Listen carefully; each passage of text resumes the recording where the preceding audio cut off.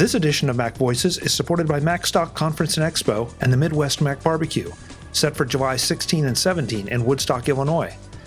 Join me, along with great speakers like Guy Searle of the My Mac podcast, system engineer and podcaster Matt Hillier, productivity junkie Mike Schmitz, and Tom Piper of the Apple User Group Advisory Board. Find out more and register to attend at macstock2016.com. And by Take Control Books, the answers you need now from leading experts. Learn more and download yours at takecontrolbooks.com. Welcome to Mac Voices. This is the Talk of the Mac community, and I'm Chuck Joyner. Folks, I often like to welcome back old friends. I get the chance to do that this time. We have Mr. Ortwin Gentz with us today. He's going to talk about the newest version of his app, Streets. Ortwin, it's great to see you. Thanks for being here. Thanks. Nice for having me. Yeah, it's been a little while since we saw each other in San Francisco, as I recall. And Streets has evolved and gotten bigger and better, and I'm anxious to see what you've done with it. Yeah, it's I think 2 years ago that we met in San Francisco. So yeah, Streets is just we just launched the brand new version 3 of Streets, and there's a lot of new things and new stuff to talk about. So I'm glad to show you. Great. Well, we'll get to the showing in a minute, but for the folks who maybe didn't see that first interview or aren't familiar with Streets, what exactly is Streets?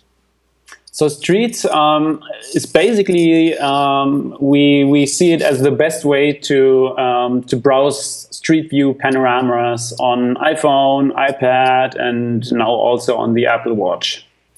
You're browsing panoramas on an Apple Watch. Sounds strange at first, but and for sure it's more of a gimmick, but. I would say, for example, on iPad Pro, especially on the new one, on the bigger one, it's a gorgeous experience to browse Street View panoramas on such a big screen. Yeah, and I'm not belittling the idea of the Apple Watch. It's funny how many times something sounds ridiculous on an Apple Watch, then you try it and maybe even use it a little bit, and it's like, yeah, this is great. I never would have thought. So I'm anxious to see how that plays out too. What are some of the enhancements in the new Streets before we get into it? Sure. So basically, we completely redesigned the user interface. So it's brand new with iOS 9 optimization. So yeah, it's really optimized for the big screen. It supports split view and slide over on iPad. So it's a first class citizen, so to speak. We also have some great new features. So we have a so-called mini map that always shows you where you are when you are in the panorama. So imagine you're walking around on some whatever street or so. It's easy to lose track where you are or so, and this map always helps you by visualizing where you are on the map, where you are looking at, in which direction. And it's also now possible. It's now interactive, so it's super easy to switch to a different location. So let's say you're viewing whatever house of a friend or house of whatever some place you want to go to, and you want to look it from the other side of whatever the block or so. It's now very easy to switch the viewpoint using the interactive mini map. So that's one of the very exciting new features. Then we have Spotlight support, so you can even search for panoramas, search for a lot of different places via the system Spotlight search. We have a completely redesigned so-called gallery browser. Gallery places are basically places that are somewhat interesting. So let's say whatever, the Yosemite Park or soccer arenas all over the world, or the Eiffel Tower, or basically interesting places that are great to look at and that you want to explore, for example. So we have national parks, we have even underwater panoramas where you can basically follow the diver looking at turtles and fish and everything. So it's quite amazing, actually. Where are you drawing all this material from? So it's Google Street View material. So that's per se nothing special. So what we are doing basically is basically really doing an app that's completely focused on exploring these panoramas, making it easy to view them, making it easy to view all the details, like when it was taken, for example, any panorama. You can favorite your most liked places, or so. You can search through them. We have, as I said, these gallery places that are interesting places to explore. So yeah, it's basically a great client app to watch Google Street View panoramas. I don't think I realized that Google Street View had gone underwater. They do.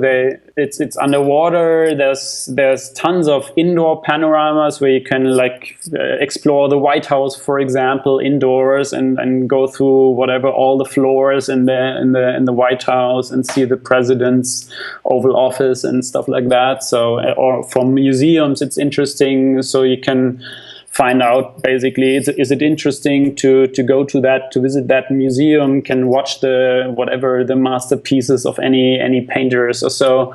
So it's really it's a very immersive experience where you have all the different topics basically you might be interested in. One more of those resources out there that we don't take enough advantage of because it may not be completely approachable, or you just forget about it. And now with Streets, we have an interface that makes it a lot more appealing. Absolutely. So let's take a look at it. Sure. Okay. So awesome. So we are right now watching the street view, or the map basically of New York, and you can easily just place a pin by tapping somewhere on the map, and then basically you can watch the street view panorama and explore all the roads here. You can go through the next one. You have all the roads indicated here, so how that road is called. You can show some details like the place name and when the image was taken. And this one is in the right bottom corner here. We have that expandable mini map. So it always shows you where you are on the map, and when you turn around, you can easily see the angle. Even if you zoom, you can see how that zoom angle changes. And the nice thing here is you can also interactively choose a new panorama. So let's say we wanted to go to that crossing here and see what's going on here. So we are here in Chinatown in New York, I guess. And so we can have a look at these roads. Interestingly, we can also see here these little orange dots here. Those are basically indoor panoramas. So in this case, it's a restaurant here that has some indoor panoramas, so you can see how that looks like inside. Or like this one, I don't know, it's also a restaurant, of course, here. You can even zoom this mini map, so you can go a little bit somewhere else. Let's see, we can maybe have a look at, here's a nice park, for example, Bryant Park here, where you can explore the park.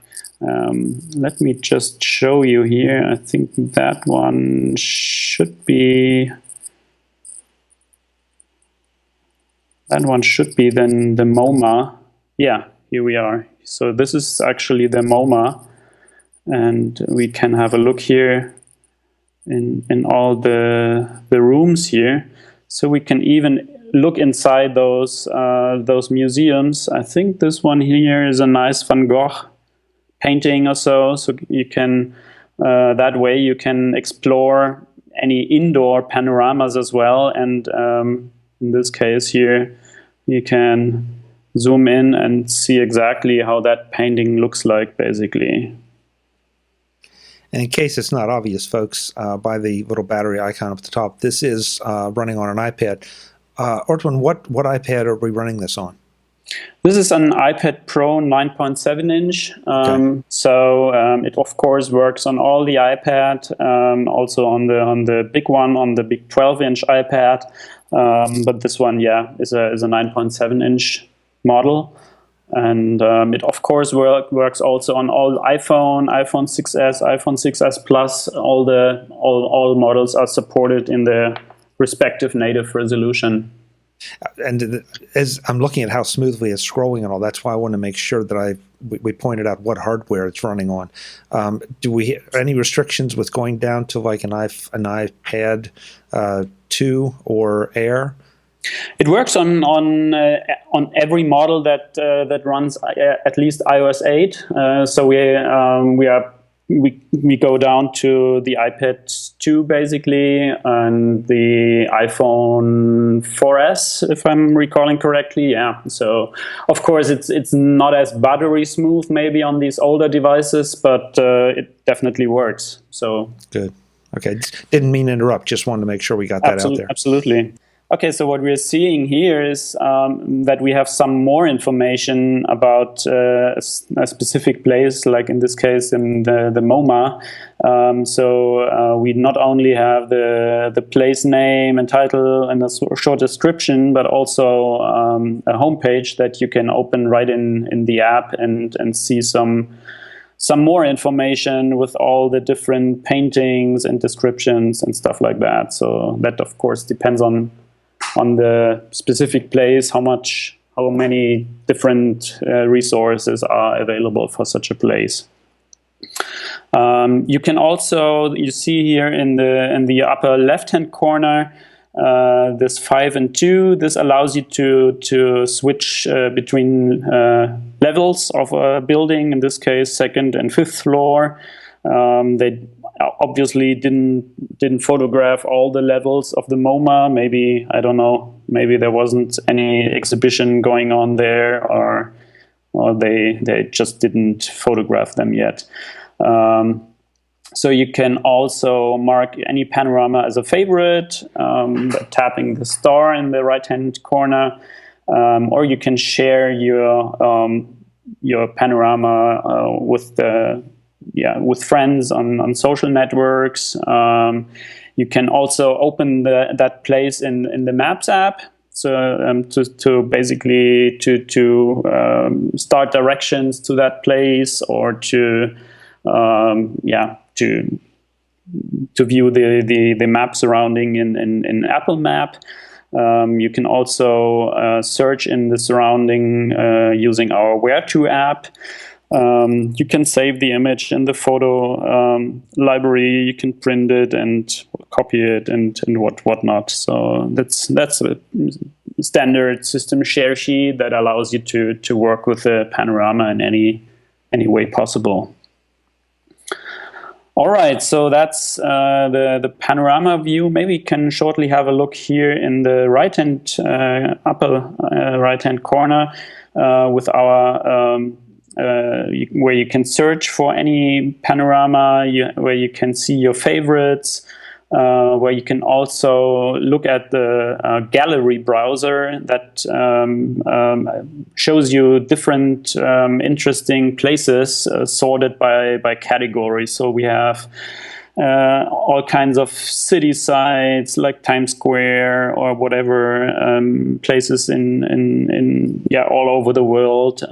We have like entertainment. You can see the Carnegie Hall in New York, or whatever. Go to Disneyland or any such place. There are monuments. You can even go to, let's see where we went here, to Chichen Itza, I guess. No, is that Chichen Itza? No, that's on Yucatan as well, but a different place, I guess. There are tons of different places. You can watch the pyramids of Gizeh in Egypt. You can see the Taj Mahal. You can, there are all kinds of different places. Or in Cambodia, you can have a look at Angkor Wat, at the temples there. So it's really exciting. Let me maybe show you Angkor Wat shortly. So here we are. So we're going to Cambodia now and watching the temples here, and you can see the trees making possession of all the old stones here. It's quite an interesting place. Yes. So the gallery browser really allows you to browse all kinds of different panoramas. We have museums all over the place, all over the world, in all parts of the world. We have nature panoramas, like you can see national parks or so. Maybe let's have a look at. Let's have a look actually at some underwater panoramas. Let's go to Huron Island. That's quite interesting. It's on the Great Barrier Reef in California, in Australia. So you can see here underwater some water turtles and whatever interesting kind of fish here. So basically, you're following the diver here along its way through the reef here. But of course, you can enter any address or city name in the search field and just go there and visit any panorama. You can search for friends or contacts and visit their place virtually. So if you've never been at any whatever place or so, it's a great tool to make yourself to watch the place beforehand, before you go there, and so you know where you're going. If whatever you're searching for a good hotel for your vacation, you can watch the surroundings and see if it's interesting to go there, or if it's not a nice neighborhood or so. So there are tons of different use cases, I guess.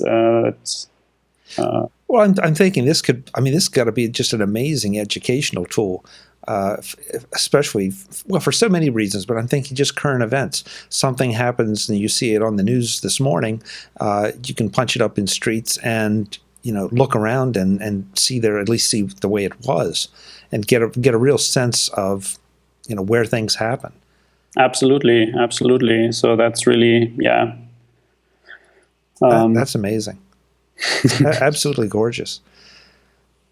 So, do we want to take a look at the Apple Watch app as well? Sure. Let me just plug that in. All right. So we're seeing Apple Streets on the Apple Watch here. So we have 4 different possibilities to watch Street View panoramas on the watch here. You can either search via voice command for any address, any place, any city or so. You can see your recent favorites. You can watch your recent places that you watched recently, and your favorites, of course. Or you can also browse the whole list of category places I explained before. Maybe it's now have a look at some sports panoramas. Maybe we can have a look at. Are you into skiing or more into Formula One? Well, whatever. Skiing is probably more scenic. All right, so let's look at this one here. It's a place in it's a Formula One racetrack. So you can have a look at this place here. It's a little bit slower here because we're on the simulator, and it's actually slower than on the actual device for whatever reason. Well, because we're recording this over Skype, of course, we're probably chewing up some bandwidth as well. That might be the case as well. So what we're seeing here is basically when I turn the digital crown here, we can turn around all the 360 degrees in the street view panorama. So we can have a look at all the sides of this panorama. We have the explanation here, of course, and you can have a look at all the different places, maybe go through some monuments here, like this one, Mount Rushmore here. So you can watch the presidents carved in stone here. We have what we do have as well, like the Golden Gate Bridge. You can have a look here. So yeah, the idea is basically it's a little bit stripped down experience, but you have all you can look at all the angles of any given panorama just right on your Apple Watch. And we should say, folks, that what you're seeing on your screen is running on the Apple Watch simulator. So, of course, the graphics are not quite as crisp and sharp as they were with the iPad. But when you put that down on the Apple Watch screen, it's going to look great. And Ortwin, as you said, it's perfect for this is where I am, or this is maybe where I want to go, and trying to help you navigate your way around a little bit. Exactly. It's also great for like when you're planning a trip or so. You can just mark some favorite or some important steps, like when you're navigating any complicated whatever road or so. You can plan in advance on your iPad and favorite all those different places, like different junctions or so that are important to find your way, and then you have all those favorites right on your Apple Watch, and it's easy to navigate there, for example. So that's one common use case, I guess. Yeah. It's very nice. We joked at the top of the show about scrolling on a panorama on your Apple Watch, but now I'm anxious to go and try it. I can see it again. I can see it being extremely useful, especially if you're in unfamiliar territory. Right. Ortwin, this is amazing. I mean, I remember Streets, the first version, and it was good, but you've done so much with it. I love the idea that you've taken advantage of not just the phone, but the watch as well, to give us a sort of a uniform experience and put this in our hands no matter what we're using or where we are. Yeah, I think that's a nice appeal that it works uniformly across all the devices you might have, from the iPad over the iPhone, of course, down to even the Apple Watch. So yeah, it's all nicely integrated. So they share the favorites, they share the recents. You have access to the same gallery places. So it's not like separate silos of apps or so, but all your data, all your history is just right there. Yeah. Well, and too, you made a great point when you say if I'm planning a trip, I can do a little exploring now, mark off favorites, and then once I'm there, I'm not having to do all that manipulation. I just pick from the list, and this is what I want to see, and this is what I want to get familiar with while I'm actually there. Exactly, and it's nicely sorted by distance, so you always see the closest favorites first. I think that kind of makes sense as well for the scenario. So you see the next point always right on top. Yeah, so many nice little touches. What's the pricing on the new version of Streets? Right, so the Streets is $199 dollars or euros or whatever. So in your local currency. So yeah. it's quite affordable. We do have an upgrade pricing available for users of the old Streets 2 version that works with these so-called upgrade bundles. So there's basically a bundle out there that allows you to complete my bundle and save 50% when you upgrade from the old version of Streets. Okay, and we go to your website, I guess, to get all the details.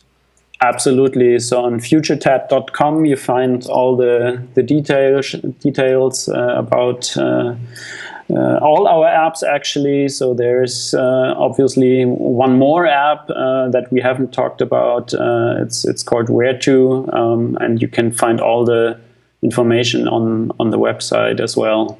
Great. As I recall our conversation setting this up, you're going to be at WWDC in San Francisco? That's right. Yeah, I'm definitely looking forward to San Francisco and meet everyone again there. And of course, I'm also excited about what news we will hear this week. And I'm definitely looking forward to it, and of course meet you as well. Yes, I'm looking forward to seeing you in person and maybe talking offline about what's next and what your next projects will be, because there's always something interesting. I love talking to the developers, especially because you're talking about them then and there with ideas, or they have things in alpha or beta, and then a few months later, it pops out as a fully formed product, and the process fascinates me. So. Maybe I can share a little bit of what's coming actually quite soon. For Streets, we are ramping up keyboard navigation, especially useful, I think, on the iPad Pro with a nice smart keyboard. So you can completely navigate all via keyboard, which is kind of interesting and fun to do. We also will have a lot of little tweaks and improvements here and there. For example, we also will include detailed information in the EXIF data. When you export a panorama to your photo library, you will have all the information, like the location and everything in the EXIF data when you look at the pictures on the Mac. Excellent. So it sounds like there will be a new version of Streets eventually, and I hope you'll come back and show us that when it's ready. Yeah, I think that one is just a minor update, but that will be available, I think, in the next few weeks. Great. Ortwin, it's good to see you. Thank you so much for the time and for staying up with us. And we'll see you again in San Francisco. Awesome. Thanks for having me, Chuck. And it's always great to talk to you. It's a pleasure. Folks, I'm Chuck Joyner. I'm looking forward to seeing Ortwin in San Francisco. If you're going to be at WWDC in San Francisco, please look me up. If you're a developer, maybe we can talk about your project. If you are just a user, I'd still love to shake hands and say hello and figure out what's new and cool in your life too. Until the next time, thanks for watching.